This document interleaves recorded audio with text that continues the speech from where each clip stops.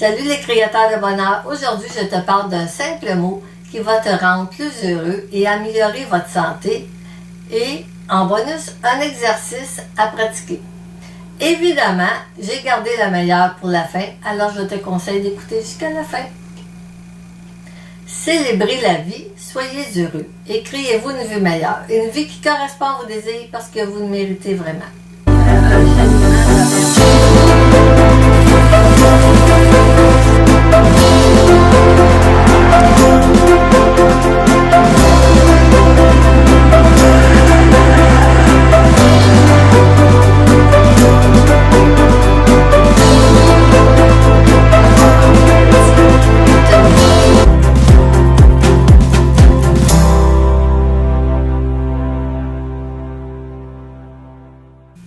Ici Lucie de CCDubois.com. Je suis la personne qui va t'aider et te guider vers une vie qui sera plus heureuse et épanouie. Aujourd'hui, je voudrais vous parler d'un remède d'un nouveau genre et j'aimerais que vous l'essayiez avec moi au cours de la semaine. Son efficacité contre de nombreuses maladies est impressionnante. Il n'y a pas d'effet secondaire à part vous rendre heureux. C'est quand même bien, hein? Et pourtant, il faudra des années, probablement des décennies, avant de l'avoir prescrit par la médecine officielle et noté noir sur blanc sur une ordonnance, car il a un énorme défaut, il ne rapporte rien à personne. Ce remède est simple et gratuit, consiste à dire un mot de 5 lettres, le mot « merci ». Vous ne me croyez pas, la science est pourtant formelle. À la fin des années 90, en Californie, le professeur Robert Emmons s'est lancé dans une étude de la gratitude et de son impact sur la santé. Au début des années 2000, ils ont sélectionné plusieurs centaines de personnes et les ont réparties en 3 groupes, avec les consignes suivantes. Le premier groupe devait noter chaque semaine au moins 5 événements positifs qu'il avait vécus et dont il pouvait être reconnaissant. Les réponses allaient du simple fait de se réveiller le matin à celui d'avoir des parents merveilleux, par exemple. Le second groupe devait faire la liste des irritants de la vie quotidienne. Des événements qui tendent à vous tracasser, comme par exemple avoir votre compte bancaire à découvert, trouver une place de stationnement. Le troisième groupe, eux, devaient simplement noter les événements notables de la semaine, ceux qui avaient eu un impact sur leur existence. Au bout de 3 mois, les membres du premier groupe, celui qui travaillait au niveau de la gratitude, étaient les plus enthousiastes, positifs, optimistes sur l'avenir. Le plus étonnant, ils avaient moins de soucis de santé et ils s'étaient mis à faire davantage d'activités physiques, 1h30 de plus par semaine. Le professeur Emmons, pour confirmer ces résultats, il fit le même test avec des personnes qui avaient des maladies neuromusculaires graves et dégénérescentes. Il pensait que dans leur cas, il serait bien difficile de ressentir de la gratitude vu leur souffrance quotidienne et l'absence d'espoir d'amélioration. Et pourtant, les résultats ont été éclatants. Les personnes du groupe de gratitude avaient un sentiment de bien-être plus élevé que les autres. La qualité de leur sommeil s'était même améliorée. Même les conjoints et les proches ont témoigné avoir constaté un changement positif, voyant même qu'ils avaient un davantage goût à la vie. D'autres études ont montré aussi qu'elle améliore nos relations avec les autres et tout particulièrement les relations du couple. Exprimer sa reconnaissance à son conjoint y compris pour les petites choses du quotidien, est un moyen simple d'enrichir le lien qui lie les deux êtres qui s'aiment. Un autre exemple, un gérant qui dit merci peut voir la motivation des employés monter en flèche. Dans la semaine qui a suivi un discours motivant, un patron souligne sa reconnaissance pour les efforts de ses collaborateurs. Leur productivité a augmenté de 50% par rapport à ceux qui n'avaient pas eu de discours. Mais c'est sur la santé que l'impact de la gratitude reste le plus spectaculaire. En 2015, des psychologues londoniens ont montré que les personnes à qui ils avaient demandé d'éprouver chaque jour un peu de reconnaissance avaient au bout de 2 semaines un meilleur sommeil et une tension artérielle abaissée par rapport aux autres groupes.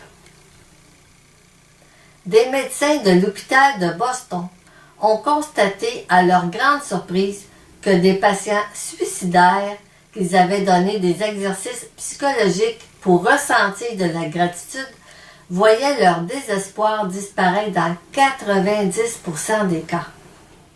Une équipe irlandaise a montré qu'en seulement 3 semaines, un groupe qui devait noter 5 choses dont ils se sentaient reconnaissants voyait leur niveau de stress et de dépression chuter jusqu'à 27%. Et il n'y a eu aucun effet noté sur un groupe comparable qui devait simplement noter 5 choses qui leur seraient arrivées. Les chercheurs de Hong Kong ont obtenu les mêmes résultats. La gratitude soigne aussi les maladies cardiaques. Des chercheurs ont demandé à une partie du groupe de patients souffrant de maladies cardiaques de tenir un journal des événements dont ils pouvaient être reconnaissants, et au bout de seulement 2 mois, leur niveau d'inflammation avait reculé et leur rythme cardiaque s'était amélioré. Leur risque cardiaque était devenu inférieur à ceux qui n'avaient pas tenu ce journal. Ces conclusions sont fiables car elles proviennent des faits cliniques solides. La gratitude soigne parce qu'elle nous grandit. La vie n'est jamais parfaite et elle peut être parfois cruelle. Mais elle comporte toujours des joies, des moments dignes d'être vécus.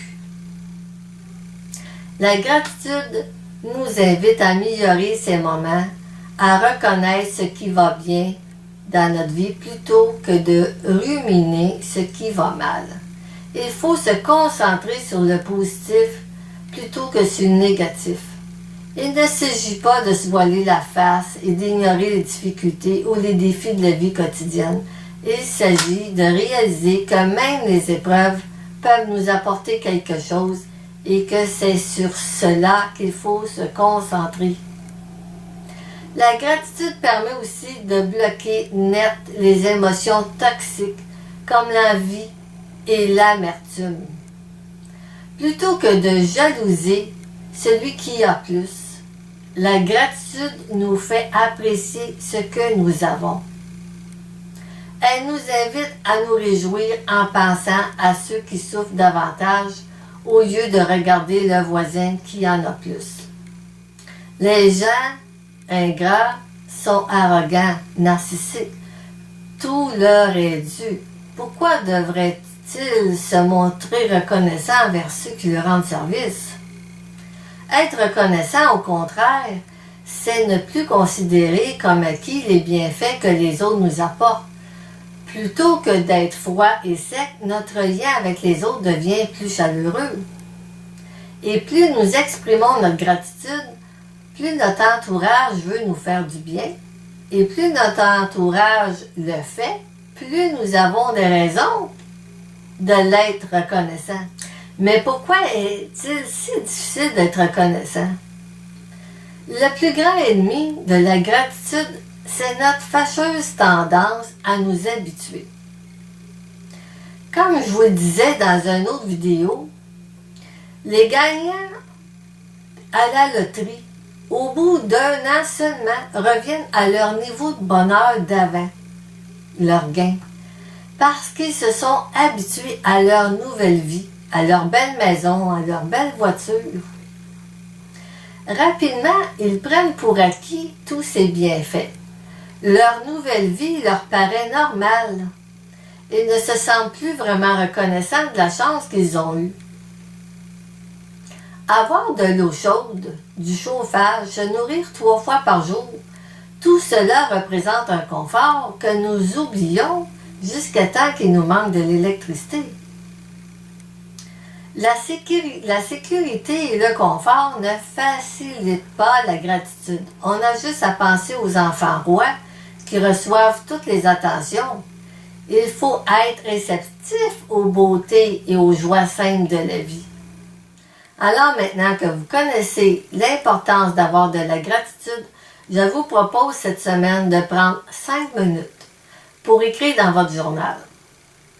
Les études que j'ai citées montrent que ça fait une grande différence pour votre morale, votre sommeil, votre sérénité et même votre état de santé en général.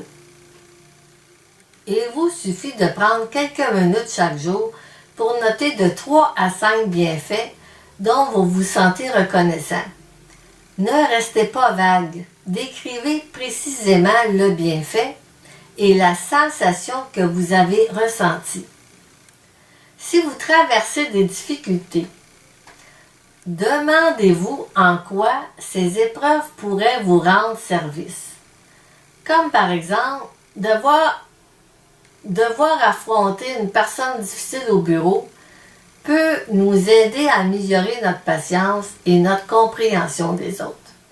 Vous savez, il est si facile de dire merci.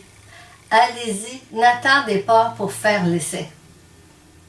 Et si vous le voulez bien, faites-moi part de ce que vous en retirez en écrivant dans les commentaires sous la vidéo.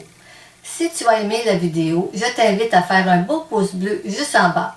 Partage à tes amis ou à ceux que tu penses que ça leur serait utile et assure-toi de t'abonner à ma chaîne YouTube et à ma page Facebook parce que je fais de nouvelles vidéos qui pourront t'aider à transformer ta vie et à être plus heureux et heureuse. Alors, jusqu'à notre prochaine rencontre, célébrez la vie, soyez heureux, créez-vous une vie meilleure, une vie qui correspond à vos désirs parce que vous le méritez vraiment. C'est votre amie Lucie qui vous souhaite la paix, l'amour et l'abondance. Bye!